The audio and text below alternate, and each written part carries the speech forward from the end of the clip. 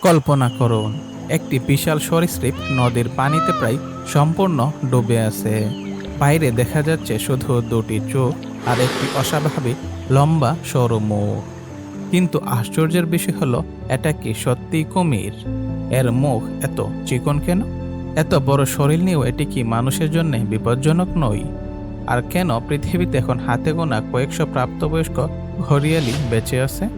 আজ আমরা এমন এক প্রাণীর গল্প জানব যাকে অনেকেই কুমির বলে ভুল করেন, অথচ কোটি কোটি বছরের বিবর্তন তাকে বানিয়েছে নদীর সবচেয়ে দক্ষ মাছ শিকারী। হাজার হাজার বছর ধরে ভারতীয় উপমহাদেশের বড় বড় নদীগুলোতে এক নীরব শিকারী বাস করছে। নদীর স্রোতের সঙ্গে ভেসে থাকা এই প্রাণীকে প্রথম দেখলে মনে হতে পারে এটি হয়তো সাধারণ কুমিরেরই আরেকটি প্রজাতি।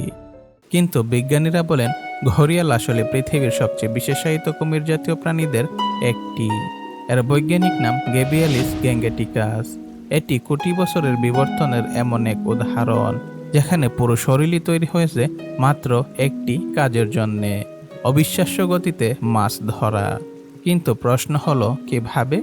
সাধারণ কুমিরের মুখ চওড়া ও শক্তিশালী, কারণ তারা হরিণ, মহিষ, এমনকি বড় স্তন্যপায়ী প্রাণীও শিকার করে। কিন্তু ঘরিয়ালের মুখ একেবারেই ভিন্ন।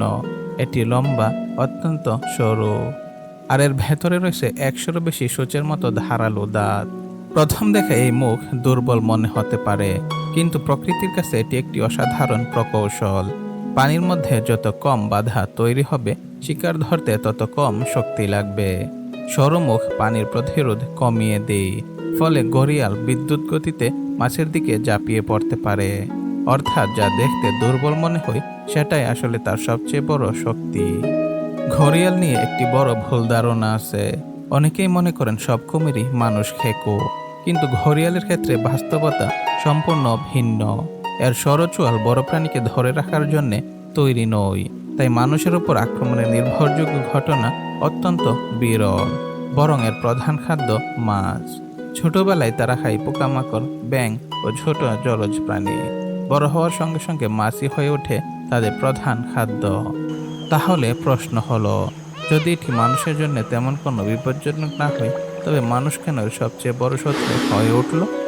একসময় ভারত, বাংলাদেশ, নেপাল, ভুটান এবং পাকিস্তানের অসংখ্য নদীতে ঘরিয়াল দেখা যেত।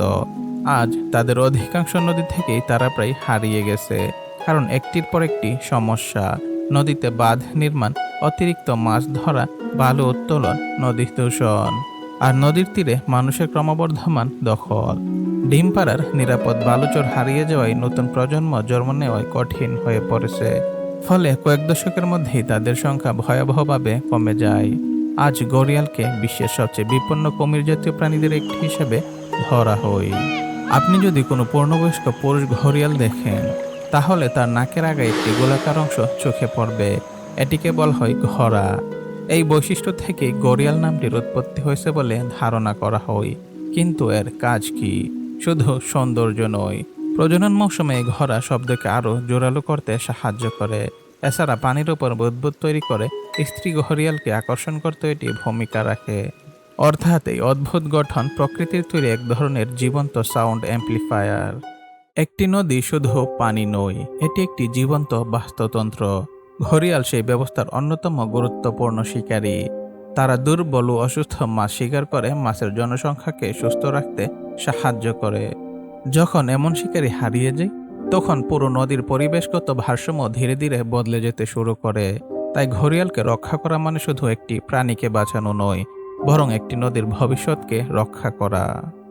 প্রকৃতি কখনো অকারণে কোনো প্রাণী সৃষ্টি করে না।